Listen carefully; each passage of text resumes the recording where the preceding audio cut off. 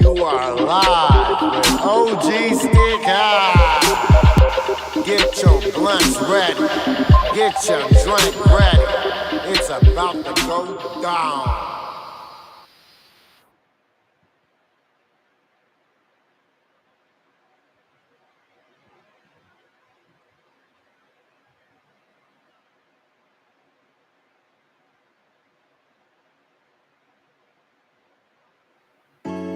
You know what it is, Money Mayweather. It's my man Willie North Pole. You know what it is, coming to you live. Continue to support him.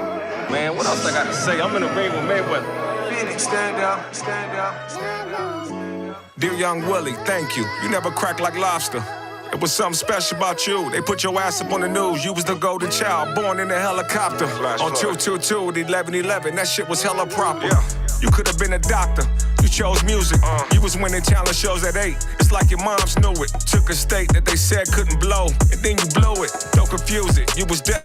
Your pops tour. Yeah. You got busy, didn't talk to pops for a while. But on the hospital bed, that's when he saw you on the TV and smiled. Damn. You never knew how much he loved you till you had your own child. You only rapped about his addictions, never mentioned how much he was proud. That shit was foul. Love you, pops. But look, dear young Willie, I still thank you. You kept your frequency high. You got some knowledge and you learned that energy never die. I wrote this letter from the future to let you know, boy, you saved my life. Dear young Willie, I thank you cause you made me a man. Yeah. And the reason the way I am, because of you, young Willie. Saw you. I made your deal in the city. I kept it real in the city. And I'm a GOAT, thanks to you, young Willie. Yeah, you made me a legend, my Dear nigga. young Willie. Yeah, you put us on the map, that's true. Dear young Willie. Yeah, nobody can take that from you. Dear young Willie. And you did everything you had to do. Dear young Willie. Remember you used to write your lyrics? Mom took it serious. Reminisce. If the whole house didn't shut the fuck up, she clear it. Lil' bro, knock on the door. Big bro, I hate to interrupt. Can I hear it? I love it. I love you more. That's why I thank you, young Willie. Cause you took care of your brother Wooda. Holla, shut the fuck up, I'm writing. Keep quiet, my sister fighting. Cause she wanna watch TV, that got her straight to Luda. Yeah. And if the state had a GOAT trophy, they'd give it to you. You dissed the whole city. How the fuck you dissed the whole city? And 1 year later, you in a house with 50. Yeah. And you made North Pole a household name. And to this day, they know that household gang, Broadway. Wait. And when your cousin Saul died, you flipped. Cause you never hated the man, you only hated the crib. Love you, A little man. Broadway nigga, 380 chrome on the hip. Your little ass was the trip. But then you grew when they killed your homeboy Nip. You bought a blue Mustang and a with blue eyes, you call them blue. Yeah. Cause your mind grew on that peon shit. You a motivator, gladiator, the best father since the incubator. Yeah. Thank you, young Willie, dear young Willie. I thank you cause you made me a man. We did that. And the reason the way I am, because of you, young Willie. I made your deal in the city. I kept it real in the city. And I'm a GOAT, thanks to you, Body, young body, Willie. body, You made me a legend, my Dear nigga. young Willie. Yeah, you put us on the map, that's true. Dear young Willie. Yeah, nobody can take that from you. Dear young Willie. And you did everything you had to do. Dear young Willie. Get him. We the best Def Jam South. Seen Wyclef, Willie North Pole, of course. We the best studios. All day. We in the process of making history together. We just talking that talk. In a minute, you gonna hear about that talk. And I told you what it was, man. It's official, right? Saga Fett, man. Willie North Pole. Yeah. Sample side, you know what it is, man. Zopa on that island. Wyclef. Willie North Pole. Yo. History to make it. He got on red, man. That's Haiti's favorite color, man. Yeah, I'm here with one of my West brothers right here, my nigga Nipsey. Supreme, Nip Hustle, you already know. Willie North Pole, it's one love. Yeah. All day. All right, my nigga. All right, G, stay up, G. What's cracking, y'all? It's your guy, Stick High. I'm live on this motherfucker. I'm about to talk about about Angela Stanton King. Angela Stanton King is the woman who was pardoned by Donald Trump. And she should probably be in politics. Man, this woman, I'm going to get y'all tapped into her intellect, her mind. There's a lot of intelligent people out here within politics of color. And they need to be highlighted.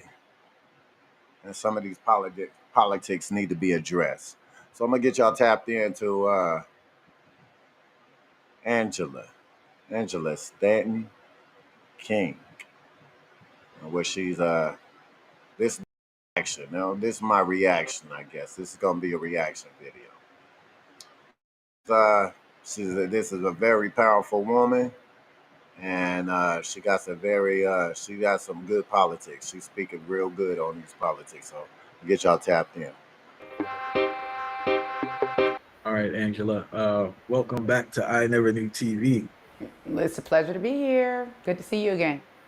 Serious thing. I see that the media and people in positions of power are promoting promiscuous behavior while also promoting abortions. I'm not sure if you saw this thing, kind of this propaganda going on simultaneously. It's kind of like drugs and guns, huh? They go hand in hand. Can't really have one without the other, right? So if we aren't being promiscuous, if we aren't being irresponsible, if we aren't out here making babies that we don't want, then the abortion industry goes out of business. Yeah, I don't think people understand like how profitable the abortion industry is, because you would know more than anyone else, right? But it seems like a lot of the funding goes towards women who don't want to be mothers versus providing resources to women who want to be mothers. You know, isn't that amazing in this day and age where everyone is screaming about equality, that the mother, when she doesn't want the baby, she can go abort the baby, terminate the pregnancy, and get a pat on the back. But if the man doesn't want the baby, he's labeled a deadbeat and called all type of names, but they always scream about equality. And I also wanted to touch on this thing here I saw. There are a couple instances, right? I heard about an issue in New York where it's a guy, Dennis Hannon, I believe that's his name. His ex-wife forced the young son to transition from a boy to a girl during their divorce, right? And despite his protests that his son never wanted to be a girl, he had no say-so in the situation. And there's another situation in Texas. A guy named Jeff Younger was kind of going through the same situation. Well, I don't know why people are so surprised, because not only do you not have a say as a man in your child's sexuality or protecting your son from being chemically castrated, you also don't have a say in whether or not your child lives or dies, because there are instances in abortion where the mother may not want the child, but the father does. And guess what? In those instances as well, the father does not have a voice. However, the father is the carrier and the creator of life. See, women don't get pregnant on their own. Every woman has to get pregnant by a man in order to bring forth life. So if they have taken away the voice of a man to have a say in whether or not his seed lives, then what makes you think that that man will be able to have a say when it comes to chemically castrating that son after he probably survived abortion? And for those unaware, can you explain what chemically castrating is? Puberty blockers. You know, and I mean, I just, you know, to each its own. It's something that I don't agree with when it comes to children, because I've been a child and I know that as children, you know, we change our minds every 5 minutes. There's no such thing as permanent decisions when it comes to children. That's why we don't allow them to get tattoos. We don't allow them to drink. We don't allow them to do so many things until they come to an age of maturity. But if you do have a young son and he does have a bunch of sisters or girl cousins, and you believe that he's feminine because he likes girly things, you know, it could very well just be a phase. And so imagine thinking, oh, he's really supposed to be a girl, and giving him puberty blockers. And then when he hits 15 or 16, he knows that he's a man, wants a man, and wants to start a family. And then now he got a little shrimp because his penis didn't grow. So, I mean, are we helping our children? Are we damaging them? I mean, even our little girls, when it comes to this whole, you know, gender ideology movement. And let's also mention that this is a Democrat platform, okay? This is what the Democrat Party represents. I've never in my life seen so many people willing to vote for their own destruction, their own genocide, and the sexuality and abortion of their own children. But even when it comes to little girls, you know, that have to grow up and be women and carry life one day. You know, we just saw not too long ago all over the news that there was a shortage of baby milk, right? I don't know if you guys remember, there was a shortage of baby milk. Well, guess what? Every animal just about on this planet feeds their baby from their breast, except us as humans. That's why we have breasts, to feed our babies. So we are looking at a movement, at an agenda that is telling our young girls to remove their breasts before they even become women. Like, we're not looking at the attack on the lifeline. And that's a problem. I want to speak about there's not enough, or it's Wow. So she says they're not looking at the attack of the lifeline. Now, we she talking about the attack of the lifeline. She's talking about the person, the man plants the seed, right? And then out there, she's also talking about the reproductive organs that God has blessed us all with, women and men. So we're not using these things right, then it's the destruction of our race. Let's let her continue to talk. not enough, or it's not loud enough. Men who want the child, but women go ahead and do the abortion behind their back. There's no like legal thing to go for that, or Well, that's one of the things that I want to advocate for. I mean, I'm tired of crying about abortion. Black women feel as though it's their choice and they want to be liberated by having a choice to execute the very black life that they create. So guess what? I think I need to take a different approach. And this approach is going to be to align with men to make sure that they have a voice and make sure that they have fathers' rights. Everybody is screaming about equality. And as I've said before, if the mother doesn't want the baby, she can go kill the baby, be done with the baby, be looked at as some type of hero or some type of strong woman. But if a man doesn't want the baby, he's labeled a deadbeat, dragged back and forth to court for 18 years. He's mandated by the law in the state to take care of a child that he doesn't want, but the mother gets to abort. And then we don't even give a father the chance to say, I want to keep this child. I helped create this child, because everyone on this earth has a mother and father. All right, let's just be clear. Every life that has been created, every human life that has been created has come from a male and a female. So we're also, when we're supporting the Democrat Party, supporting agendas that do not align with what we know to be normal, and we don't have common sense. Two men cannot make a baby, two women cannot make a baby. This is not hate speech. We are talking just facts. So we are watching platforms, and supporting platforms that destroy the nuclear family. And at the end of the day, all of us are here because of a heterosexual man and a woman. I've heard of so many instances where men have clearly stated they do not want to have children, right? Now, I understand on their end, they dropped the ball in regards to pullout game was probably a little weak, or they didn't use a condom or something, but they clearly stated they did not want to have a child. And the woman went forth and had the child, right?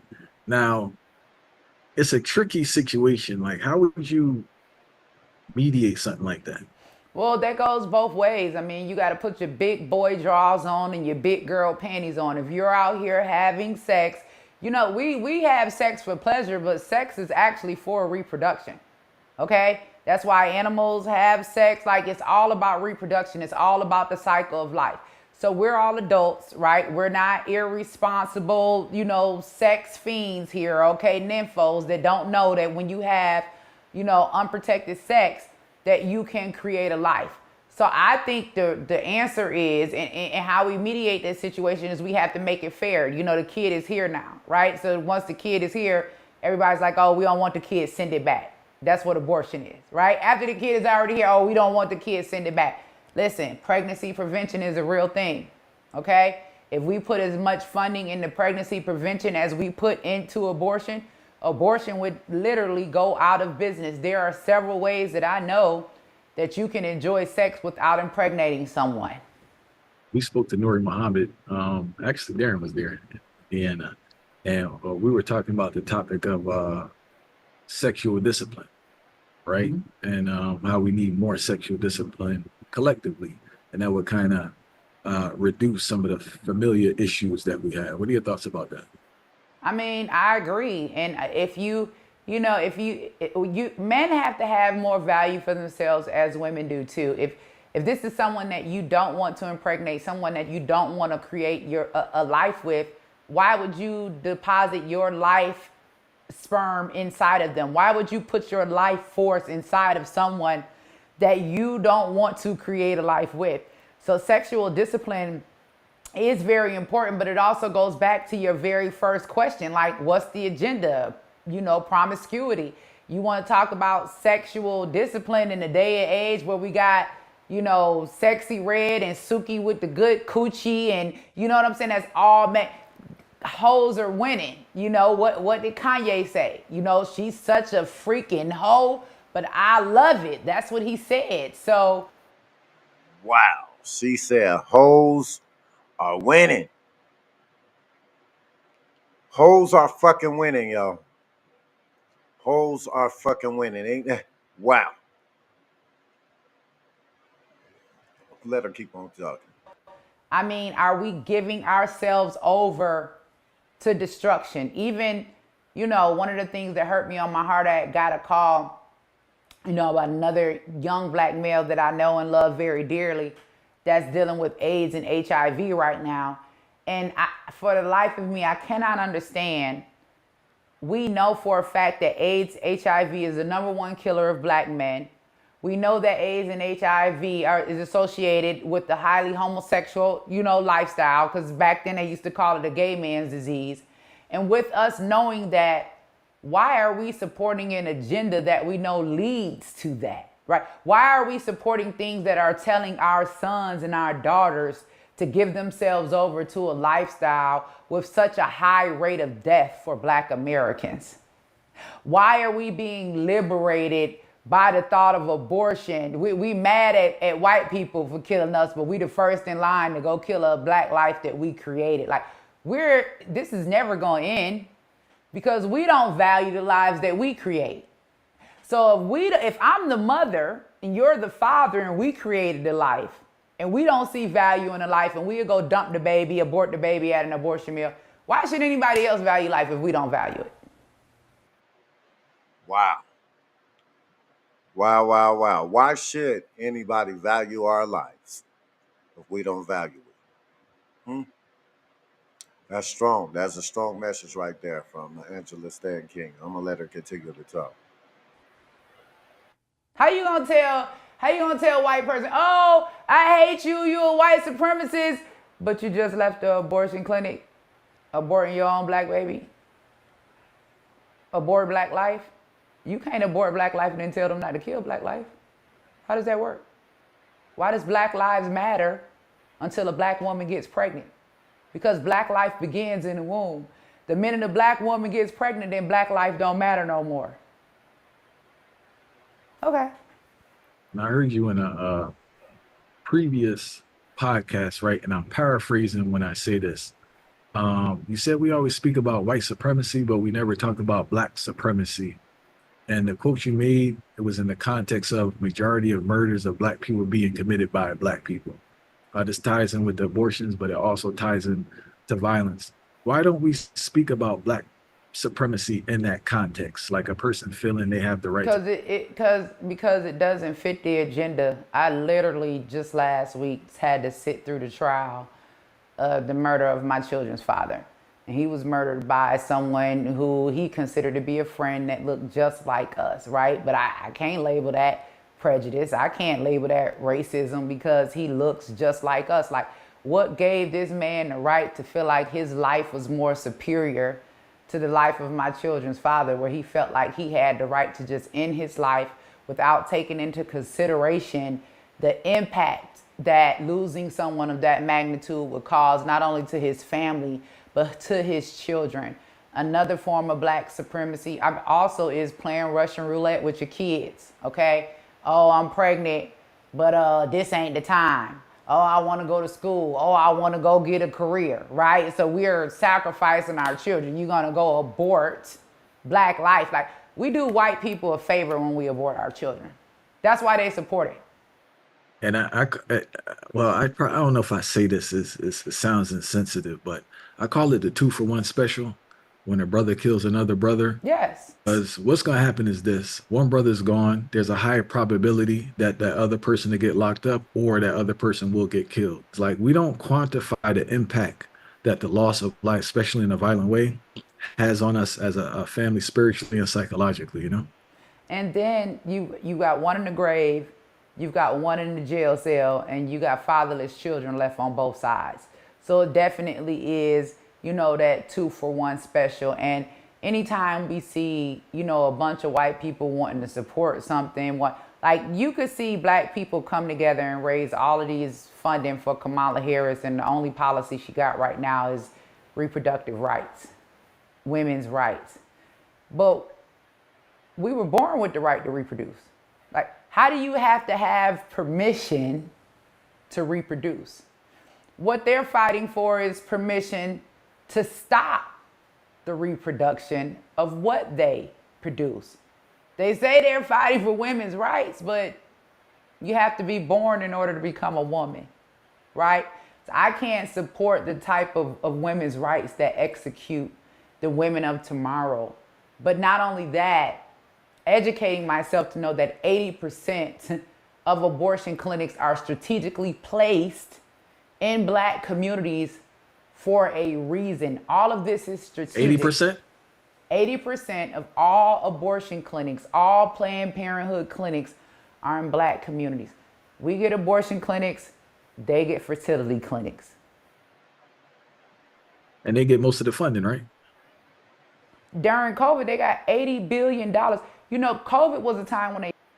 Yo, did y'all hear that? So she say, we get the abortion clinics and they get fertility clinics.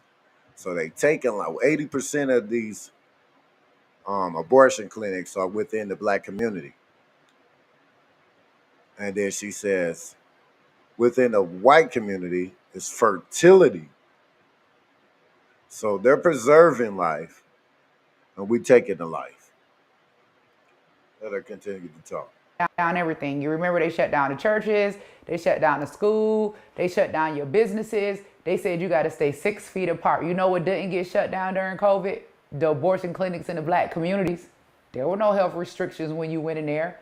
No restrictions because of COVID. They wasn't turning you away because you didn't have a COVID shot. They wasn't turning you away if you didn't sit 6 feet away from somebody or if you didn't have on a mask. We do these people a favor when we terminate black life. The internet has been ablaze with video after video of people criticizing Kamala Harris, accusing her of not being for black people, right? And the question I have is that, like, why do so many people still believe because a person has black skin, they're for black people? For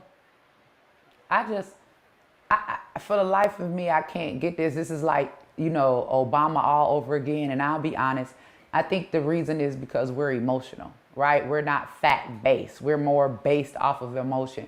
We're in a day and age where people are more concerned about the racism that they're never going to be able to rid, right? Than they are about the pedophilia that's sleeping itself through our government, right? That's an issue for me. And I think that when you ask people what type of policy is Kamala Harris running on, they can't say anything. The only reason they want to vote for her is because she's black. And then what gets me is you're telling me that I'm supposed to choose this woman just because she's black. Well, everybody's pro-black until it's time to marry and procreate, right? She didn't choose black when it was time for her to preserve the black family, but I'm supposed to believe that I'm supposed to choose black for her to preserve the black family in the White House. We're not doing that. If she didn't have to choose black, then we don't have to choose black either. So we need to get off of this whole thing, they're just going to do something for us because they're black. Well, maybe if she would have picked a black man or had a black kid, I probably could support that. But the fact that you are on a HBCU tour telling young black women to abort their children while you're raising white children, that's the issue for me. That should be an issue for black America. Woo! Did y'all hear that shit? Oh, she going in on Kamala. She going in. She said she is raising white children and telling you to kill your black children. Mm, mm, mm. America, because y'all remember back in the day of slavery, we couldn't keep our I, back in the day of slavery. I'll play that part back. She went in right there. Hold up. She went the fuck in. You gotta bring that shit back. Rewind that a couple seconds. Preserve the black family in the White House. We're not doing that. If she didn't have to choose black, then we don't have to choose black either. So Therefore, black. ask people, what type of policy is Kamala Harris running on? They can't say anything. The only reason they want to vote for her is because she's black. And then what gets me is, you're telling me that I'm supposed to choose this woman just because she's black. Well, you know, everybody's pro-black until it's time to marry and procreate, right? She didn't choose black when it was time for her to preserve the black family, but I'm supposed to believe that I'm supposed to choose black for her to preserve the black family in the White House. We're not doing that. If she didn't have to choose black, then we don't have to choose black either. So we need to get off of this whole thing, oh, they're just going to do something for us because they're black. Well, maybe if she would have picked a black man or had a black kid, I probably could support that. But the fact that you are on an HBCU tour telling young black women to abort their children while you're raising white children, that's the issue for me. That should be an issue for black America, because y'all remember back in the day of slavery, we couldn't keep our kids, but you will see them white kids sucking nana titties, getting breastfed. Yeah, we're not going to abort our children and raise theirs. Hold on. I just want to jump back. And she was on her HBCU tours. Yeah. She's promoting abortion. Yeah. Like direct, indirect. Is it? She wasn't at Yale. She wasn't at Dartmouth. She wasn't at, Princeton. She was at the HBCUs at a tour, a reproductive rights tour, telling young black women to abort their children while she's raising her white husband's 2 white children. So why are we sacrificing our children for other children? But what word does she use? She wasn't out there saying abortion, was she? I mean, what is reproductive rights? What is reproductive rights? Everything they've ever told us, we know that it's backwards, right? So what is reproductive rights? Let's be real. What is it? Right. Your right to do what? Kill a baby, because it ain't your right to have one. Okay? So whether they change the word, they make it nice, like before it was, colored women. Now they saying women of color. Right? It's the same thing, they just changed the words. Right? It's supposed to be birth control, but it's really controlled birth to control the birth rate, right? It's supposed to be Planned Parenthood, but it's really Parenthood planned. Okay, God planned for you to have this baby at this time, but now you're gonna let these people tell you, no, God ain't on time. I'm gonna send that one back and have another one when I'm ready. Planned Parenthood is Parenthood paying. It ain't God's design. Why do you disagree with people who say that Donald Trump is not a racist? I just don't believe that the man is a racist. This is just my personal belief because I have a personal relationship with Donald J. Trump, okay? And it's beyond the media, it's beyond any type of, clips that somebody may have cut and tried to put something or perceive something a different way.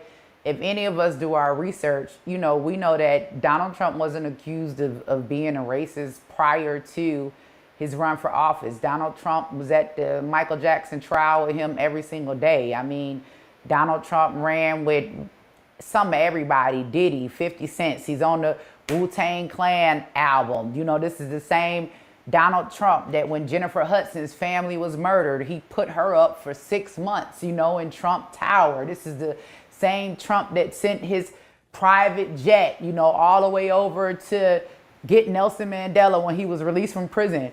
This is the same Trump that gave me a full and unconditional pardon, pardoned Kwame Kilpatrick, released 3,100 people from prison, in one day, July 19, 2019. I mean, if that's the type of racism we have to deal with, I'll take it, But one of the things I don't agree with, is his position on giving immunity, to all police officers. I don't think that we're going to agree with any candidate, on everything. And that's another reason why I'm independent now. And, I'm campaigning 100% for Robert F. Kennedy Jr. because what I've discovered is neither party gives a shit about us. okay? And we need to become independent with our votes and collectively come together and vote for what's best for our community. And aborting our children and castrating our sons ain't what's best for our community. Like, what did you experience where you said, you know what, you would distance yourself from this whole Democratic Republican thing? Because I realized that the people in the party are more loyal to the party than they are the people. The Democrats and the Republicans, that red and blue, that's the real gang, okay? We talk about the Bloods and the Crips all the time. No, the real gang is the Republican and the Democrats. And while they are constantly fighting, okay, and can't come in the middle because politics is supposed to be bipartisan, right? There's supposed to be no such thing as partisan politics. But while they're fighting, gang banging, who's suffering? The American people. Because at the end of the day, funding is still going to Ukraine, billions and billions of dollars. I think they just sent another $2 billion, right? I want to say today, Kamala Harris. Trump also supports funding Ukraine, okay? Not only that, we've got all of these wars breaking out, Israel, Gaza, all of this stuff. And at the same time, the American people are being ignored and overlooked. We are looking at a border crisis. And what did we talk about before? There ain't no abortion clinics at the border. The border is wide open for you and your children. But when it comes to the need and the issue of American citizens, we're told to abort our children. We're told we're going to jail. You know, they just signed a new law that homeless people caught sleeping on the street are going to go to jail. I had a question now. With the independent thing, do you believe that, like, do you believe that government and all at this point will do anything to help people? Because I know you said you're on the independent vibe now. You know, I believe that we got to help ourselves at the end of the day. It's like waiting on Jesus to come fall out of the sky, because after that shit they had on the Olympics the other day with the blue gay dude laying on the table like he the Last Supper in a tray, the mocking of Christianity. Like, first of all, we have to do what we have to do for ourselves. Thinking or believing that we can depend on the government is we've done that for the last 50 or 60 years, right? And I think that what has happened in the politics when it comes to the Republican Party and the Democrat Party is all of our Congress members and the people that are currently acting in office, they've been bought out by special interest group. Hey, we're going to give you this funding. We're going to give you this money. If you go look up every Democrat in office, you will see that they are supported and funded by Planned Parenthood. If you go look up every Republican in office, you'll see that they are all supported and funded by the NRA. Democrats work for Planned Parenthood. Republicans work for the NRA. They work for the people that fund them the most. So that's why we hear a bunch of the whole forefront right now of Democrat policy is what? LGBTQ, abortion, and police killings. But y'all ain't doing nothing about none of it. Abortion, Roe v. Wade was overturned while Joe Biden was in office. It was on his watch. Sonia Massey was murdered. Joe Biden's wife, Jalen Walker, they shot that boy 82 times in Ohio. He was running away. Joe Biden's watch. We don't see Black Lives Matter. We don't see nobody show up. If I go open up a damn dog abortion clinic right now and put it next to Planned Parenthood in the black community, I guarantee you we wouldn't last 24 hours before we shut down. They care more about the life of a dog or an immigrant than they do an American citizen. As in our society, we value animals more than humans. Yes. Because I remember a guy, his name is Tony. He's a homeless advocate in Baltimore. And he said to me once, I'll never forget this, man. He said, if you're laying down on the street as a human being, they'll walk past you. But if it's a dog or a cat, they'll take it in their house and nurture it back to help. Yeah. And that's a sick aspect of our society that we don't want to acknowledge. Like, we don't have any regard for human life. And I think that's the essence of the whole homeless vibe, because we have a homeless crisis, and you don't end the crisis by locking up people who are homeless. Putting them in prison, but giving out $9,000 debit cards to people illegally crossing the border. Putting American citizens in prison, but creating housing and giving housing to people coming across the border. You know, we were talking earlier about fathers and fathers' rights. Like, America, the government is a deadbeat daddy. Can we take them to court? You know what I'm saying? You got all of these children out here. You leaving your children on the side of the street, homeless, begging for food, hungry, but you over there with your mistress and her kids. Them ain't even your kids. Them another man's kids. And you taking care of them and you've overlooked. All right.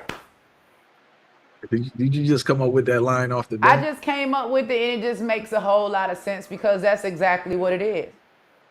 That's exactly what it is. And it's unfortunate that our people don't see that. And it's unfortunate. I was just, I had a conversation earlier today with Dr. Boyce Watkins, and I was telling him I would love to see us get all of the black intellectuals together and have a meeting of the minds. Like, we really need to sit down and we need to get to the table, because what I've noticed, like back to the question you said about the Republican and the Democrat, regardless of outside of those parties, I may not agree with you on party affiliation, but I do agree that we all want what's best for Black America. But how we go about getting it may be different, right? Like, I want to save Black America, but people may say, oh, you can't save it by not aborting babies, right? Or Tamika Mallory might want to save Black America, and some people might think, oh, you can't save it by, defunding the police. But what she's doing and what she's advocating for and standing for is not wrong. It's not wrong to stand up for Black men that have been unjustly persecuted, right? I just may not agree that defunding the police is the way to resolve the issue, but I agree that it's wrong to kill Black men. Me on the issue of abortion. You may not agree with overturning abortion, but you agree with me that we should be helping Black women and children in need. We all want what's best collectively for our community, but we have to sit down. We have to have a meeting of the minds. We have to figure out what is the best way to go about getting it, because as long as we are fighting each other, we are always going to be divided, and every other class and group of people is going to continue to excel while we remain down at the bottom. So there are many cries coming from the Black community about defunding the police force, right? But the question I have is, like, we need some form of policing in the community. So, like, has anyone spoken about a actual alternative if the police are defunded, that you would still have a force there with some form of accountability? Because when I hear police defunding, I hear basically eradicate police. Well, that's another one of the reasons why I'm heavily supporting Robert F. Kennedy and Nicole Shanahan during this election cycle, because they actually do have real solutions in place to reform the police department, but while also protecting the community and its citizens, because those of us, that's from the hood, we know the police don't do right, but we also know, we got to call the police when Pookie and Ray Ray show up to rob grandmama. You know what I'm saying? Like, it ain't like we can just call the gang members and they gonna come and they gonna handle it. 9 times out of 10, they somewhere gang banging and don't have time. Yes, we do need to have police protection, but we also need to have real solutions to protecting our community while also preserving our community and having those relationships. So community policing is one of the things that should be at the top of the issue. First of all, why are we even hiring people to come inside of our communities and police them that have absolutely no relationship to the community? The first thing we need to do is start by making sure that the police officers that are policing those areas are from those areas, committed to those areas, have family living in those areas, and actually have some type of relationship, because with relationship comes respect. Are there any other tactics that they shared in regards to their ideology of police reform? Yes, of course, it's diverting some funding, not all of the funding, but they also want to put a system in place where police are on a graded scale and they're being held accountable. We need to be able to weed out the good cops from the bad cops, because we know, we see a lot of these issues, but reality is it ain't all officers, okay? And a lot of us have family members that are employed by law enforcement, whether it's the military, whether it's the police department, whether it's some type of form of security. So a lot of us have people that are active members of law enforcement. We don't want to see anything happen to them either. We love them as well. We know that it's a few bad apples in every bunch, but how do we weed out the good from the bad? And the police scoring system, having police officers have accountability, getting the community more involved with decision making when it comes to police in their community, right? We might not want the homeless man on the corner to go to jail because he broke in the store and stole some food. Feed him. How active are we involved when it comes to lawmaking? There has to be initiative for people to have more of a livable wage, because by that alone, that kind of calm things down in certain areas, you know? Right. Well, the police and the teachers, right? Like, why are we not taking care of the people that are responsible for taking care of the community? But we got all of this funding to go to Ukraine, and we got all of this funding for abortion. You know what I was asking myself? I said, why would they not want to put the funding in pregnancy prevention? I said, because if we don't create the life, we don't have to end the life, right? But if these women don't get pregnant, then that means that there are no babies to abort. And whether we want to face this or acknowledge this or not, but nobody has ever walked out of an abortion clinic with the remains of the baby. The abortion clinic, they're not throwing them away in a dumpster, okay? You know, that's a whole brand new baby. Those are brand new organs, stem cells. You know, when they go to talking about all of these years, and I'm gonna end with this, we've heard this saying so many times, the fountain of youth. These people trying to find the fountain of youth where they can live forever and they can stay young forever. If I had to guess what the fountain of youth would be, I would probably say that it is the pure and untainted blood of a newborn baby. I would. And when it comes to organ harvesting and all of that stuff and medical apartheid, you know, we know that there's systemic racism when it comes to this stuff. We know that there are years and years of history of them attacking us specifically. And we know, like, when it comes to melanin, and we go to research and, you know, stuff on the black market. And when we go to talking about, like, you know, the organ harvesting, what was that young man's name they found rolled up in the carpet down there? Ken Johnson? Valdosta, you know what I'm talking about. All of his organs gone and removed from his body. And then, you know, they talk about us as black people, you know, being the strongest, being the fastest, you know what I'm saying? Just having all of this. It just kind of makes you wonder why they want to continue to push abortion, fund abortion, and have 80% of abortion clinics in black communities. When you're dealing with a politician, they receive a lot of criticism, but how much are their actions and speeches a reflection of them or a reflection of those around them, say their team? Well, most of these politicians now are just a reflection of their party, because they can't speak out against it or they'll be voted out, right? Because it's all about money and special interests. And I think that's pretty much my answer to that. What we need to be looking for as people when it comes to someone genuine running that we think will really make a difference in our community, we need to just check their track record, right? Do you have a history of being active in these communities? Are you about that life? Are you just saying this to get my vote, or do you got receipts, right? Because some of us, like me and other activists I know, we've been in the community doing the work for 20 years. That's someone that can get my vote, regardless of their party affiliation. They got receipts, they've been doing the work. But we see these people jump into these positions, they come out of nowhere. What work have we seen Kamala Harris do? Incarcerate thousands of black men while she was the attorney general for California for marijuana, and then go on Breakfast Club and lie and say she never smoked. Is the interview over? Because I can't even discuss this no more. I am so sick and tired of us acting like we do not have the good common sense that we were born with.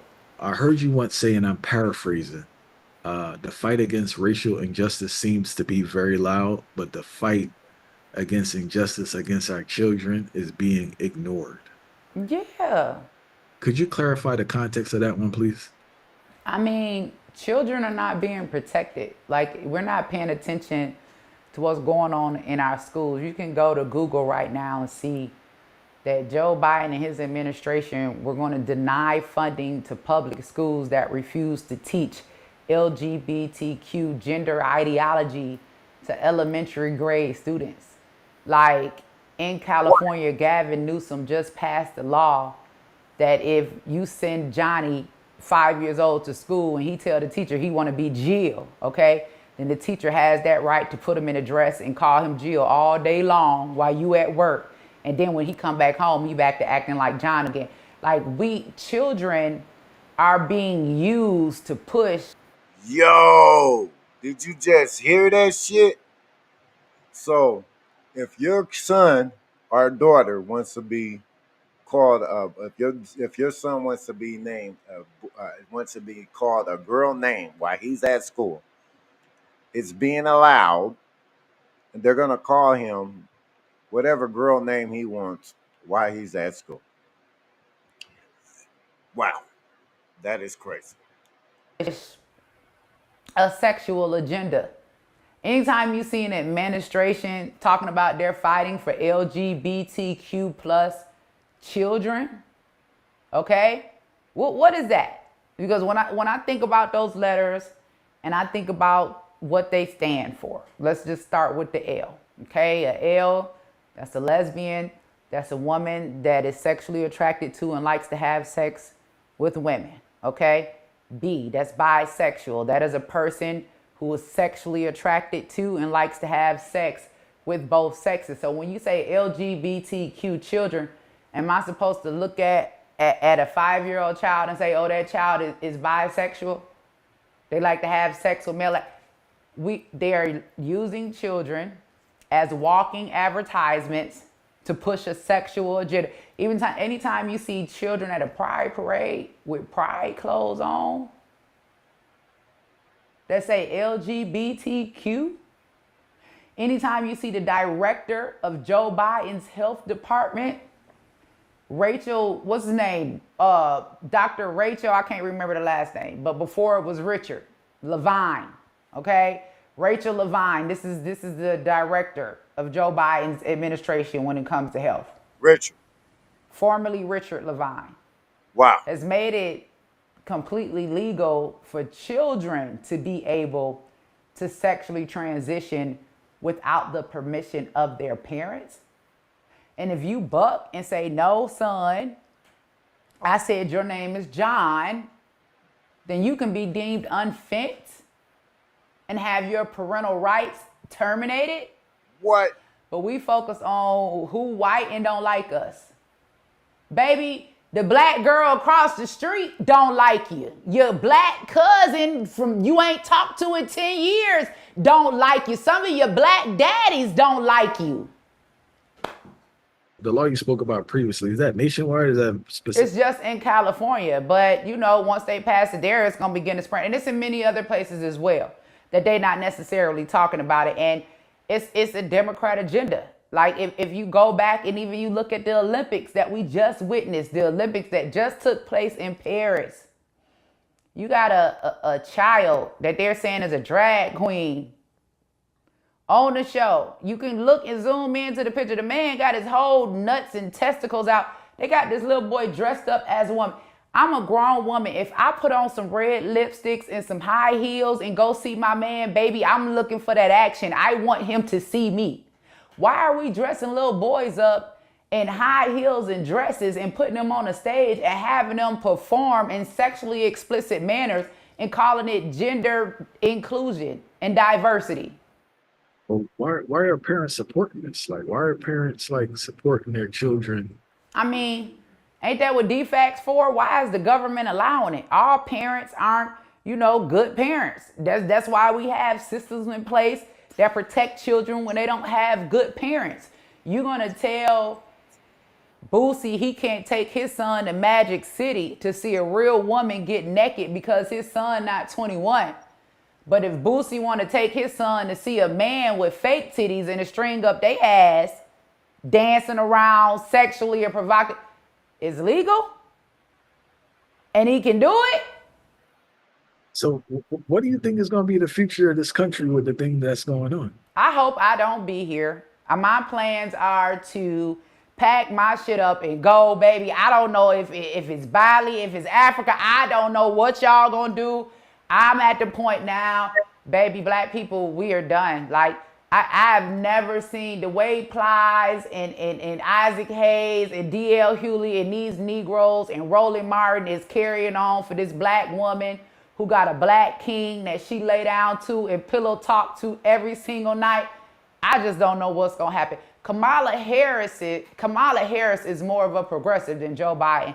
I think we're in trouble. I think that if she's elected, not only are we getting ready to abort an entire generation, but we're getting ready to lose an entire generation to men that no longer feel the need to be men, but want to be women and don't have a desire to be with women.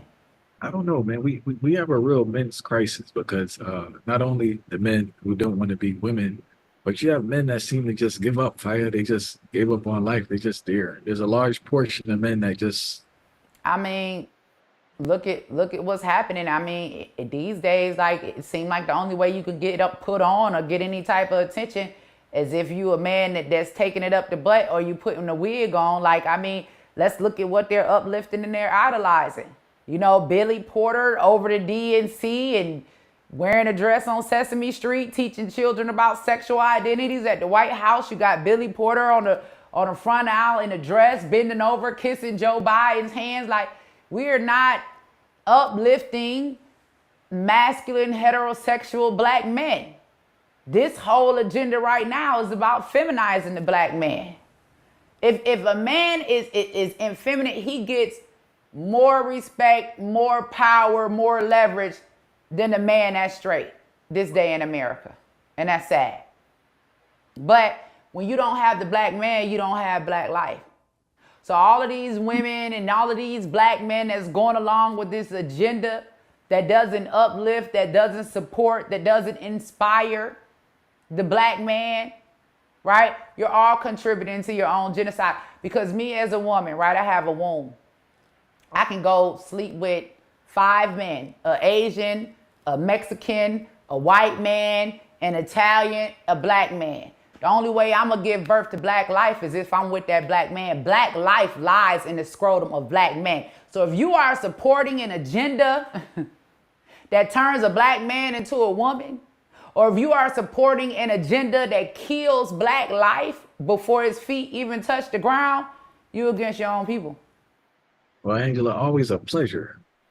Always a pleasure with you here, dropping information, dropping bombs, you know. And I do wish you the best in everything you do. And there's one more question I didn't ask you about your work. Auntie Angie's house? Yeah. I heard you're moving. We are. We finally got us a new location. We have a 4-unit complex down in Albany, Georgia, where Auntie Angie's house is now going to be Auntie Angie's Village, you know. So we're still asking for tons of support. You know, there are a lot of women that want to keep their children, but feel as though that they're in a situation that they just can't afford to do so. And the driving cause of abortion right now is the economy, economic status, and every abortion is a tragedy. And I just don't believe that black woman should feel like that she has to abort her children because she's in a position that she can't afford it at that time. Because, you know, I think a lot of us, you know, were born into poor situations. There's not a lot of black people that were just born with a silver spoon in your mouth. And I think that we made the best of our situations. And I know a lot of us that came up, came out, and overcame those situations. And I just don't think that poverty should be the leading factor determining black life. So Auntie Angie's house is about providing those resources to women that decide that they're going to put their big girl panties on. They aren't going to take the easy route out. They're going to have their children. And if we, as taxpayers, are being forced to fund abortion, then we should also fund life. Because when I talk to people and I ask them, I say, hey, who do you want your tax dollars to go to? You wanted to go to the woman that aborted because she didn't want the responsibility anyway. She doesn't even have the responsibility. Or do you want it to go to the mother that kept her baby and that's struggling but believes in the value of life for that child? And all of them say, you know what, if you put it like that, I have to look at it differently. And then here's the last part of this when it comes to abortion. Like, look, all of this Republican, Democrat, you didn't call me when you were making the baby, right? That was your 5 minutes of pleasure. You didn't call me when you busted nut or whatever.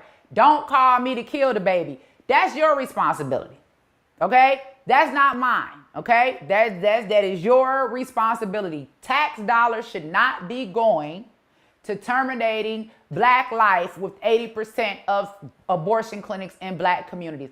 Tax dollars should go to funding black life.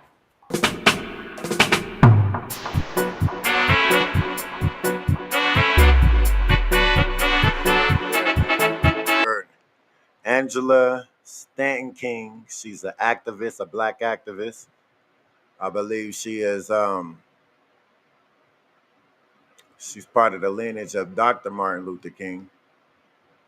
She's one of the women that was pardoned, that Donald Trump pardoned. I wanted to tap y'all into her because I believe that she would be a great politician. She'd be a great politician for our people, and she's somebody that we should be looking at for the next election. But don't get discouraged about this election. You know what I'm saying? Start looking for candidates for the next election, because this election, I don't know. This election, I do know who I'm going to vote for. I absolutely know who I'm voting for. It's not going to be Kamala. I'm not voting for that. We already suffering. I want my money back. Look, when they destroyed the dollar store, every time I go to the dollar store, I'm reminded of Bidenomics. Every time I step into a dollar store, I am reminded of Biden economics, and I don't like it. Okay, I want my money in my pocket. It don't have shit to do with black, white, man or woman. Has everything to do with my dollars in my pocket and out of their hands, huh? Out of their hands and in my pocket. And that's what a lot of American people are complaining about. Keeping our dollars in our pocket and not having to pass every damn dollar that we got to bills that we got to pay to live in this country. We don't want to live in poverty, because we all know poverty creates crime. Poverty creates crime. And if you don't believe it, just think about when COVID was around. Everybody's in stores, masked the fuck up. But them masked people got money. You ain't hear about one store get robbed during COVID, and we were allowed to wear masks. So what does that tell you? When you have money, money kills poverty, right? And poverty creates crime. So they got to come up with different things, different policies and bills that'll protect our dollars, your hard working dollar, and not have to put it in all these damn people's hands, so we can actually get a piece of the American pie, the American dream that everybody's been advertised to as a child. This American dream that we all been advertised to as kids going to school out here. We need a slice of the pie. We can't get a slice of the pie if they dipping all in the pie. They taking too much of the pie.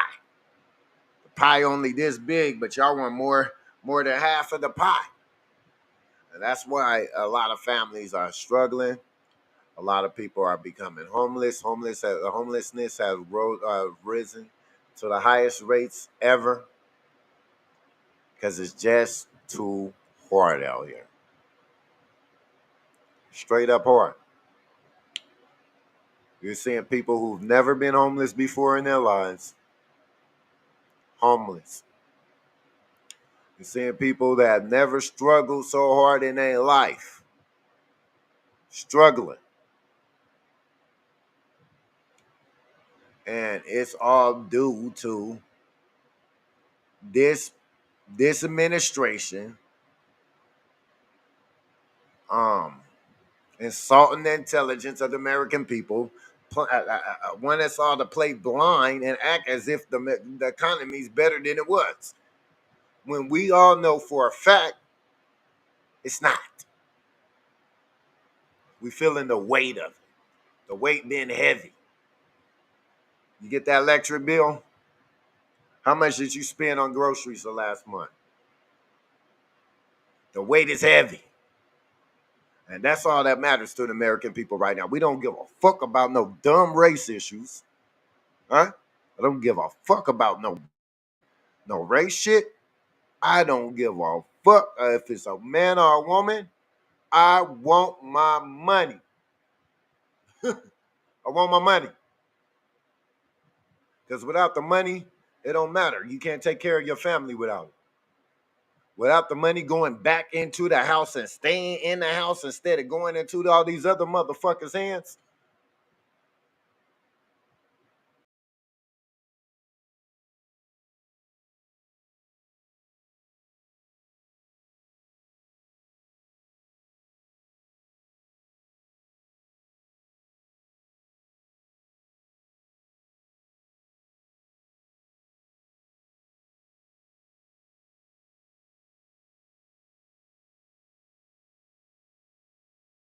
Or you have another job. And you still barely over the hump. That's a problem. That has to get fixed immediately. And if this administration, and since, not a if, since this administration has acted like they ignored what the American people are complaining about, that's a given. That's a given everybody a sign that once they get in office, they're not going to address it. That's the new way of people playing of hating and shit. A way when people playing stupid, people act like they don't see shit. We talk about the prices of what prices? What food went up? We talk about cost of living went up. Oh, this has been the economy is doing better than it's ever had. The American people are not stupid, and the everyday person, the everyday worker, knows for sure that's a goddamn lie. We know for sure that's the biggest lie floating around because we feeling the weight. We feeling the weight of bullshit. The motherfuckers is working hard as hell, and it's still so much weight that it feel like you ain't doing nothing. You running a sprint, but you got 3 200-pound bitches on your back.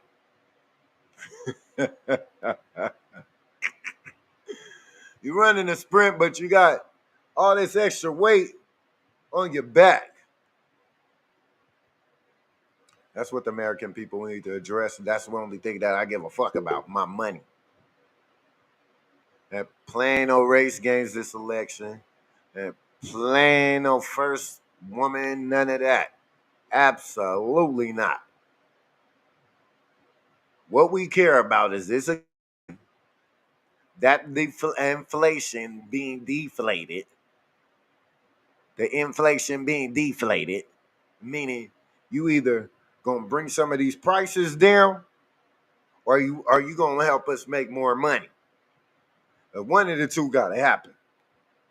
We either need to make more money, or these prices gotta come down. So they gotta decide how it's got to happen, but it got to happen. Dollars gotta come back in our hands. You know what I'm saying? The dollars gotta get back to these people, and the different policies that they talking about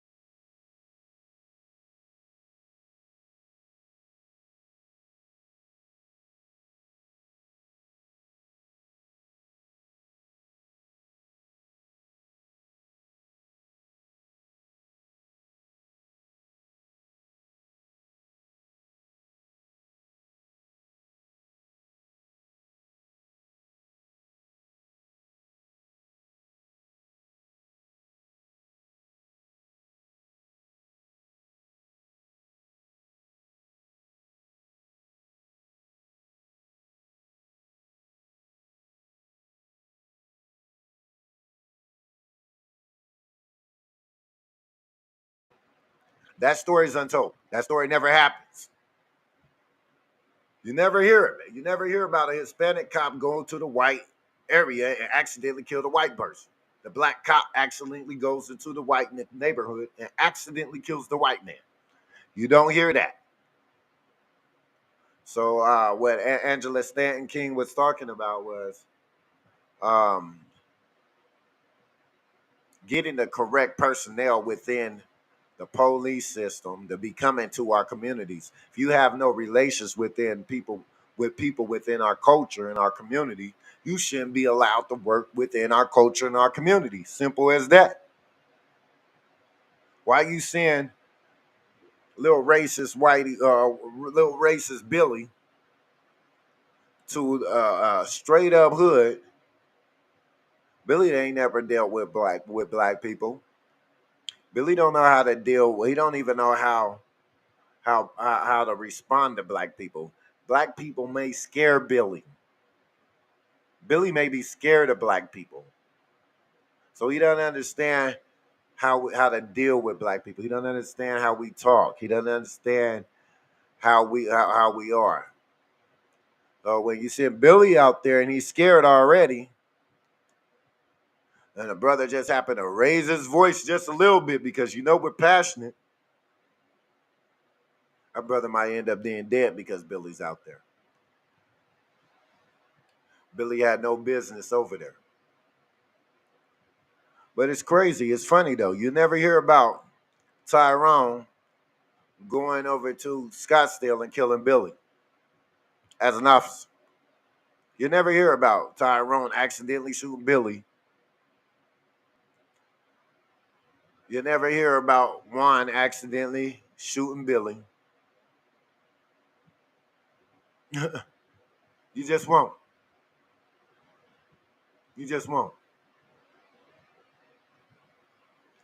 And that's something that they need to be looking into. I like what Angela Stanton King was talking about, having a point chart with these police. You do need to have a point chart because every time that they need to be graded, and every time that you have a bad grade, that should be points knocked against you. And the more get knocked against you, that should eventually get you into a suspension.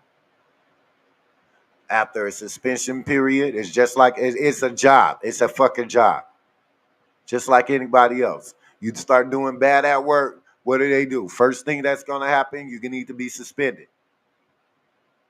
We'll give you a written warning. Now, the next time that you violate this, here's termination. We terminate you. We're going to get you fired. That's going to get you fired. That's termination of your job. Relieved from your duties.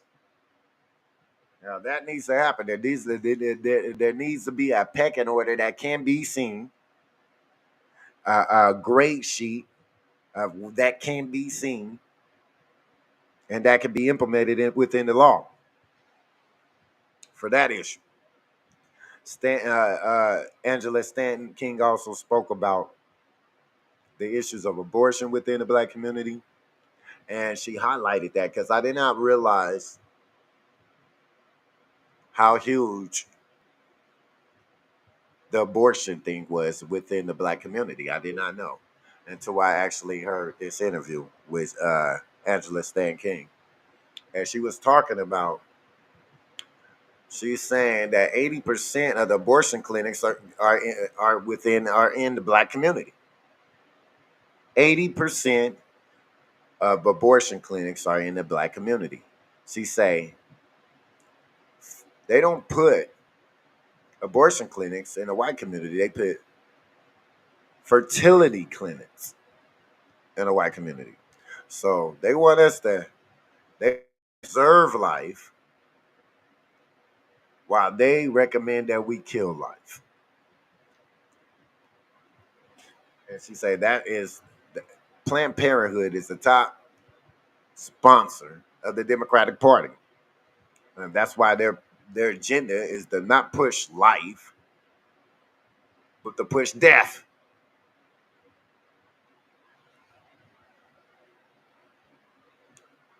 Everything that the Democratic Party has done has showed that they do not respect black men, and they have no plan or agenda for the black man. And that alone, you're not going to get my vote. You're not, that alone, the party, the history of the party and what they've done to the black men, we done with that. My grandma and all them, my mama, all them niggas, generations and generations of my family voting for y'all. That cycle ends. That cycle fucking ends now. That cycle fucking ends with me. You niggas ain't been loyal to nobody. This party has not been loyal to nobody, and they have not been held accountable. And the people that are the leaders of our community that continue to walk us down that road, you are responsible for being irresponsible and allowing people to continually walk through a revolving door that does nothing. You leaders have not walked in there and held none of these people accountable. You have not made them stand on their business, stand on no words, stand on integrity, stand on nothing. They ain't made them stand on nothing. That's why you got a white man in the Democratic Party telling us the last election that you ain't black if you don't vote for him. Because they feel entitled. They feel entitled. They feel entitled. They feel that they blacker than you. The white man going around telling the black man you ain't black if you don't vote for him. White man Biden. What the fuck have you done for black people? What makes you think that you can question our blackness? What makes you think that you could poke at any one of our blackness if we don't vote for you? Too entitled, not held accountable for nothing. Them days is over.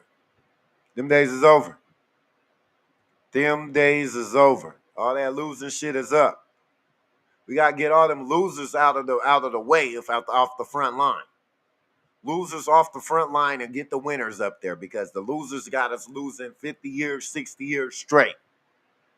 50, 60 years straight. And all they got is more promise, keep on praying, huh? Faith without works is dead. Faith without works is dead, and you keep doing the same shit, it ain't working.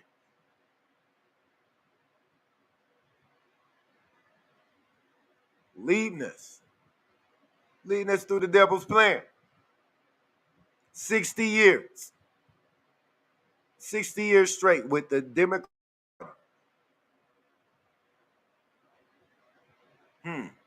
What, you can't name one or two things they done did for black people.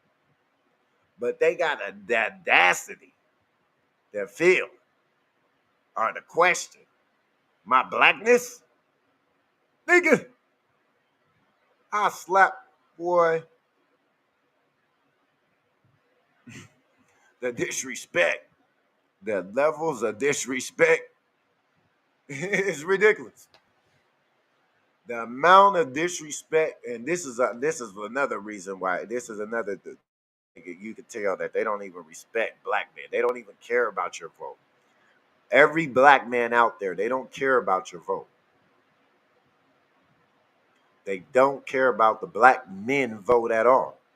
They think they can win over our women and win with their vote alone. They don't need you niggas. That's what they telling you. They don't have they have no policy written for you niggas. No policy written for the black man to protect the black man in no way. They protecting gays. They protecting women. They're protecting migrants.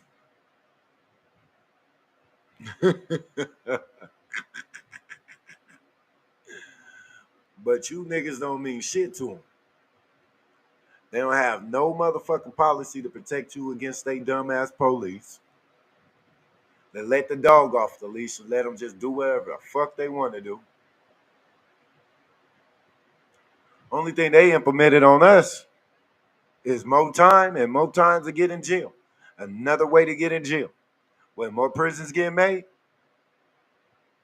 that's the only thing I can see that they made for us is a prison. And a system to get you caught up in it. There ain't nothing that they done made, tailor-made, pertaining to the black man. They don't got nothing for you. They don't got nothing for me. They don't got nothing for you. They don't got nothing for you. They policy they arguing right now don't have nothing to do with the black man. You talk about immigration? That ain't our politics. Fuck are you talking about, nigga? That what the fuck that got to do with us? That don't have nothing to do with us. Don't tell. Look, we ain't going.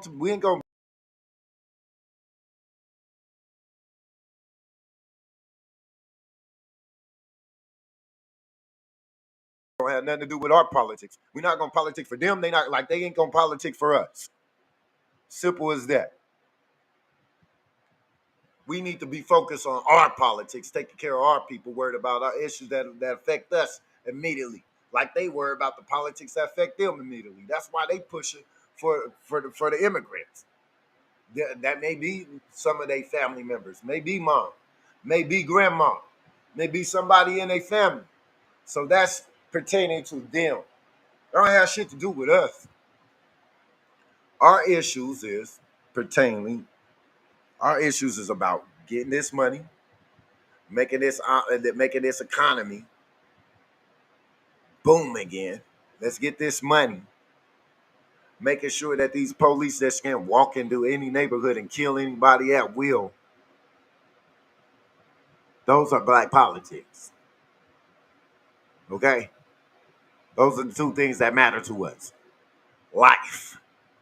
Being able to live in peace while we're trying to enjoy the American dream without Officer motherfucker Smith coming over there killing somebody.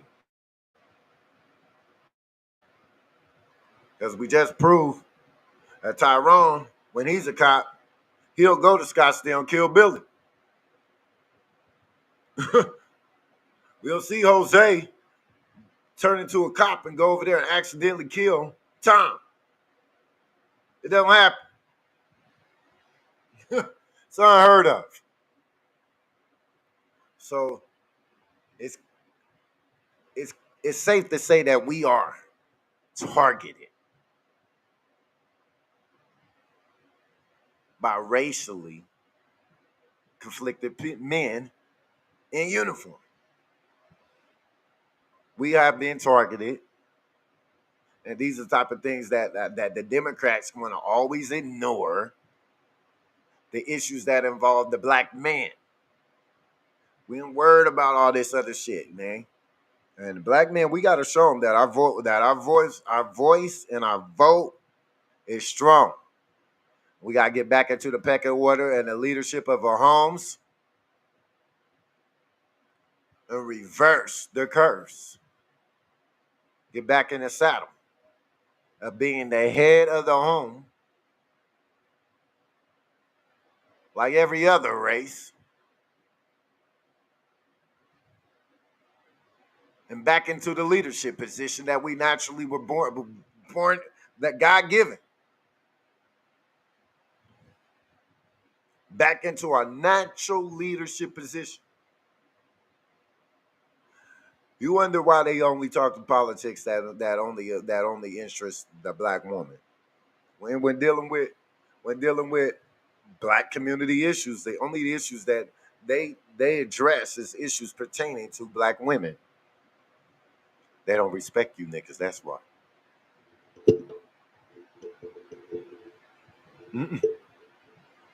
They don't. They don't care about the black vote, the black man vote. They're going after the women. And they feel like if we get the women, the men are going to follow them. When the women are supposed to be following the men.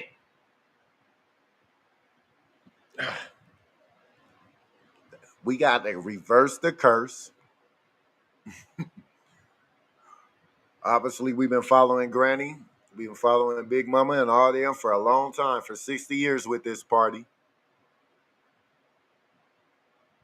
But Mama and them can't see what we can see. The Mama and them, they have good intentions. They have faith. They believe the lies that were told to them. And we can't fault them for that. But what we can do is reverse the curse and stop this motherfucking shit while it's happening. And shift that shit. Get this shit back where it needs to be and allow these motherfuckers to see that you're going to have to come with more than a promise. You're going to be held accountable if you don't follow through on promises. And that's what everybody else does for the vote. The white people make them earn the vote like that. First thing white people want with politics automatically, they like the border. That shit matter to white people automatically, border. You not talking about border, you probably not getting a white vote. Straight up. So, certain shit only matter to certain races. And we only need to be worried about the politics that matter to us. Stop reaching our, stop sticking our neck over here and over there because they ain't doing that for us. Stop. You don't see nobody over there trying to tell them out there, go give them their reparations. Woman in California, Hispanic senator, what was her name? Kate. I can't remember her full name yet. But I believe her name is Kate.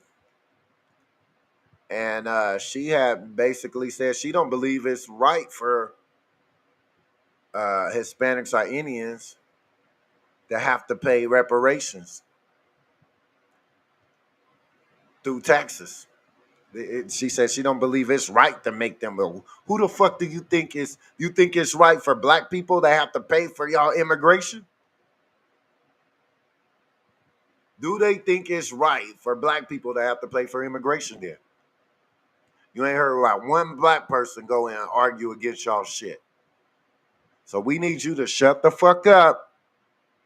Stay out of our business. Y'all argue y'all politics. We won't fuck with y'all shit as long as you don't fuck with our shit. Reparations. That's a big politics, black politics. Talking about money that's owed. When you talk about debt, everybody's debt can be paid, but the debt that you owe us. Pay your dues. You're in debt. You're in debt to us. What do everybody do when you owe them money? What's the first thing SRP do when you owe money? Turn the lights off.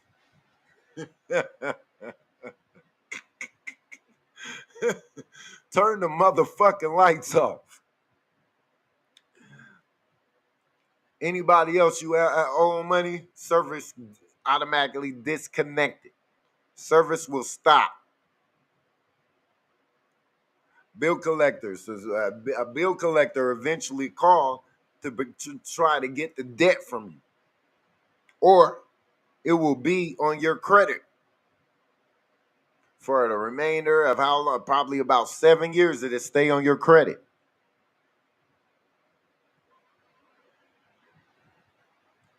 Y'all been in debt for what? 400 years? Well, I'll say we ain't been free 400. Man, I'll say, how about 200? How about you been in debt for at least 200 years? Huh? Everybody else debt could get paid. They paid the Jewish people.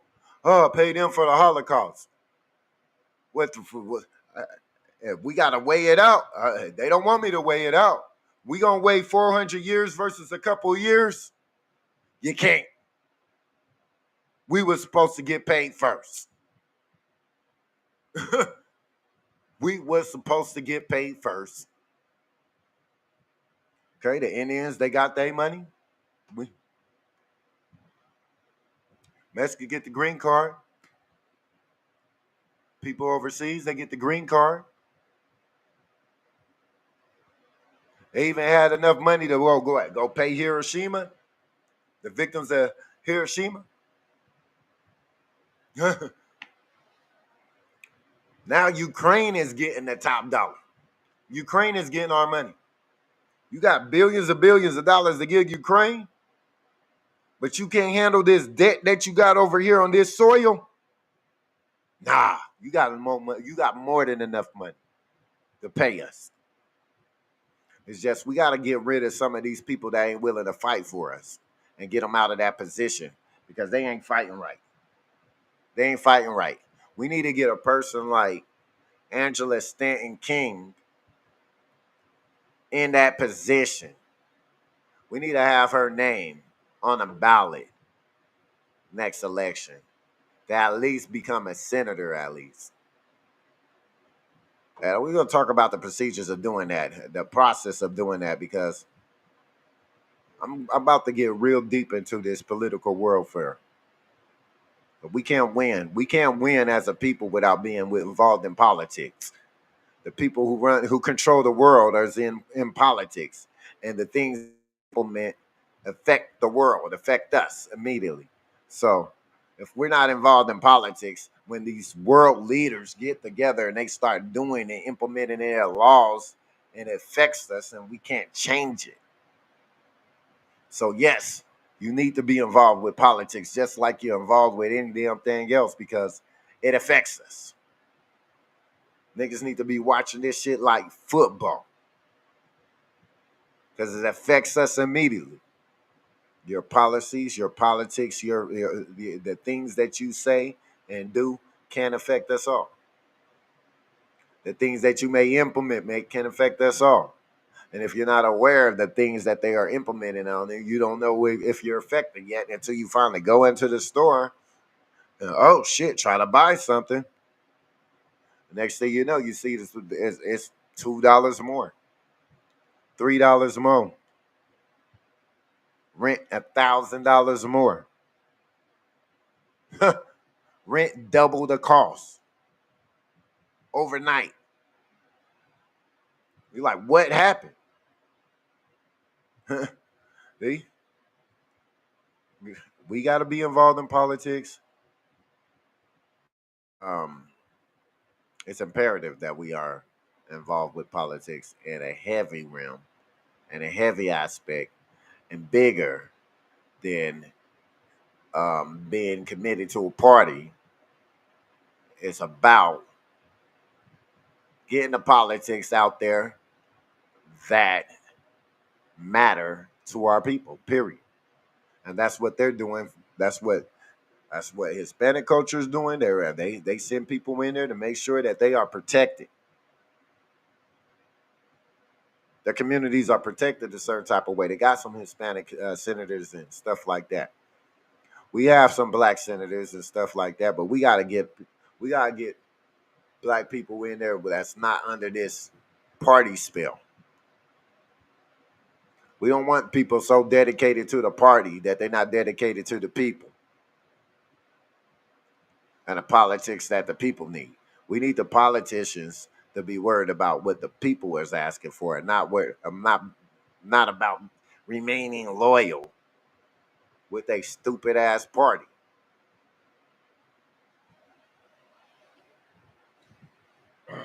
I'm sick of it. I'm sick of it. That's why I'm going hard this year on these politics. I will be covering. We're Riders Only Radio. We will be covering the entire election. I'm talking about we have every debate from the county sheriff, from the local election to the biggest election, to the election of the presidential seat. From the small elections to the big election because we need to get these seats filled up. And it's a process, y'all. It is really a process. Once we start playing this game right and niggas understand how they're doing this shit, because all this takes is signatures. That's why you see the people at the store begging for signatures, asking for your ID for you to sign a signature on their paper. Because signatures is what implement law. This is how we get law implemented off a signature. It's how we get names on ballots for elections. Signatures. We got to get people more involved in the process and understand the process so we can get the process. We get our people process in, get our people in there. So we got to understand, just because you send one person, you can't just send one person. So we got to find so many outstanding individuals all across the country that represent in every city to take a seat. So that way, when we have an elected presidential nominee, and he's being elected as president, he could be in there with the seats. He can have the full power that he needs to do the things that need to be done, because he has the seats of the House and the Senate. It's a process. It's a game. It's a game, but it have to be played. And if we don't play, you can't win if you don't play. It's like the lottery, y'all. You can't win if you don't play. And what we've been doing for years, losing in this motherfucking political game. Because guess what? We ain't got enough people playing, or enough people who understand how this game is being played. But we need to educate each other. We need to come together. We need to pick out some real good community people that we know all over our hoods, all over America. We need to get signatures to put their names on ballots. We need to go and vote for them with our motherfucking political agendas, with them, tied with them, and then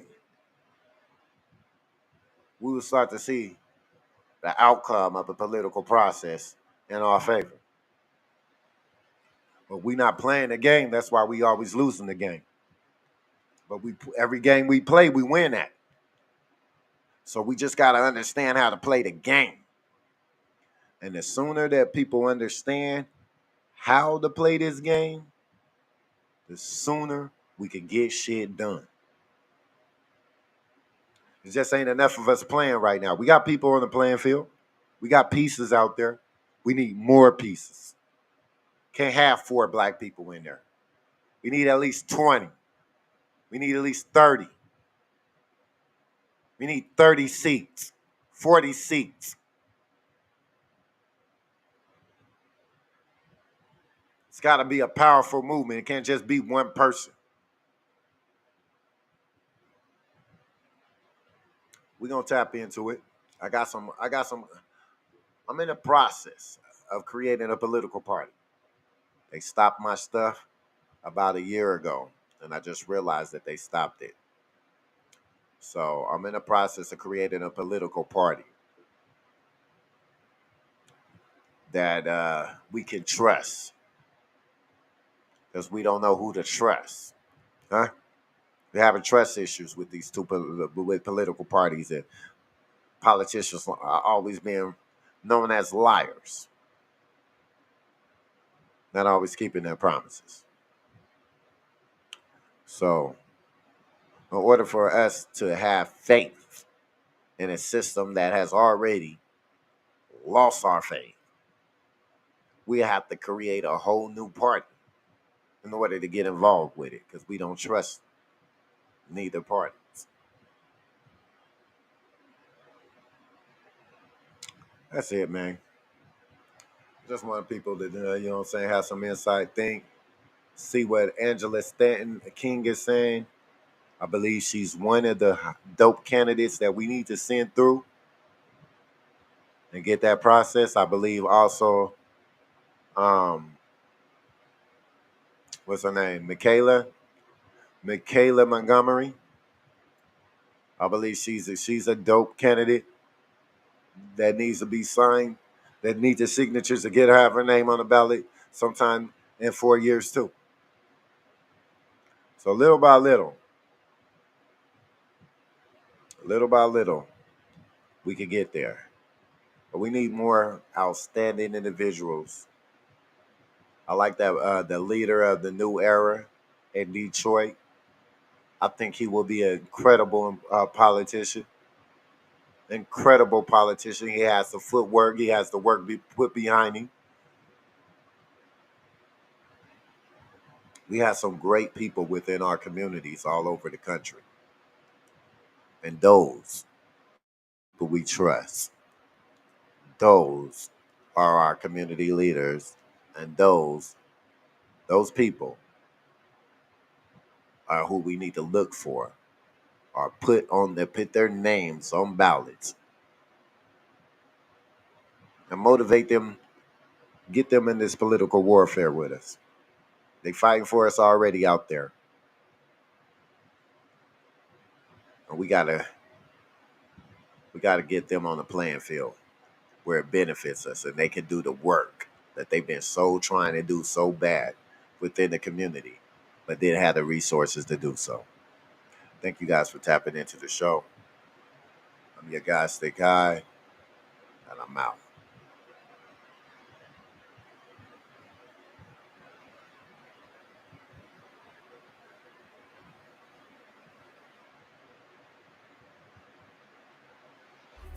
The 2024 Kia Sorento. It's the perfect blend of style, comfort, and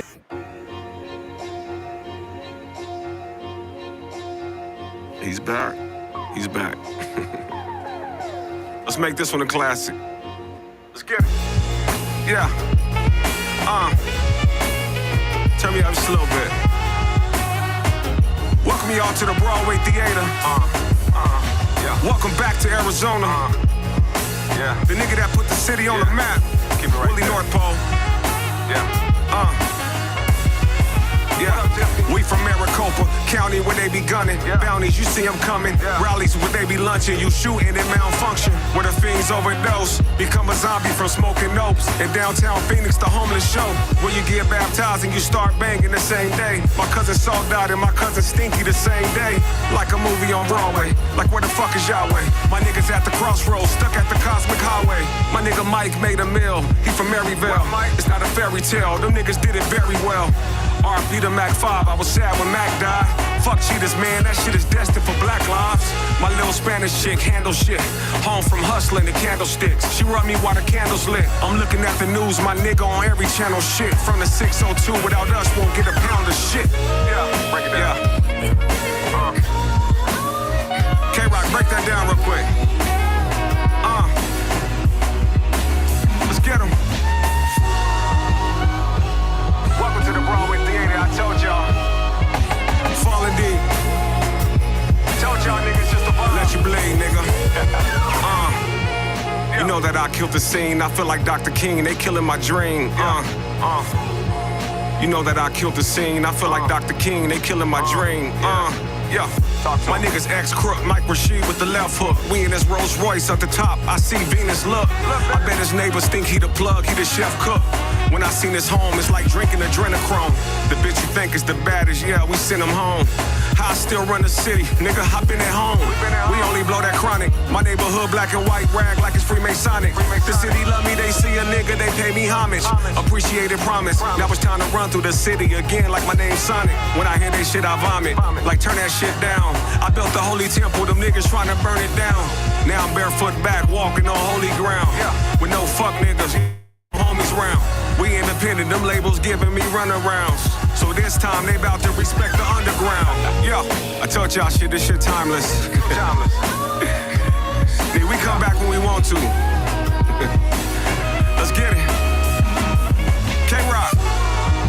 Tell the city we back on.